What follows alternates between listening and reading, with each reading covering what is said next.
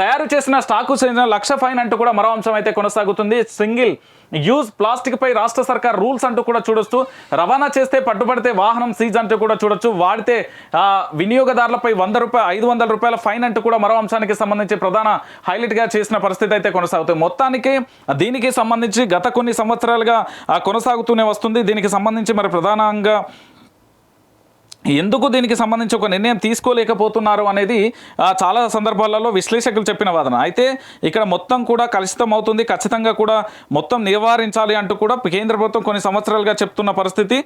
కానీ ఇప్పటి వరకు దీనికి సంబంధించి సింగిల్ ప్లాస్టిక్ సంబంధించి ఒక యుద్ధం అయితే కొనసాగుతుంది. ఐక్యరాజ్య సమితి కావచ్చు, ప్రపంచవ్యాప్తంగా కూడా ప్లాస్టిక్ నిషేధం చేయాలి, మన ఏదైతే మన భూగోళాన్ని మనం కాపాడుకోవాలి అంటూ కూడా ప్రధాన అంశం చేస్తారు. మొత్తానికి మాత్రం దీనికి సంబంధించి ఎంత వినియోగదారు వాడితే 500 ఫైన్, అదే కంపెనీ కానీ లేకపోతే రవాణా చేస్తూ పట్టుబడితే వాహనాల సీజ్తో పాటు తయారు చేసిన వ్యక్తి పైన స్టాక్ చేసిన ₹1,00,000 ఫైన్ అంటే ఇది అమల్లోకి చేస్తే చాలా మంచిది.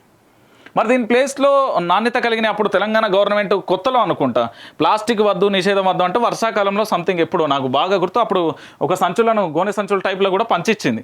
అది అది అది ఎక్కడికి వెళ్ళింది అనేది చూడాలి.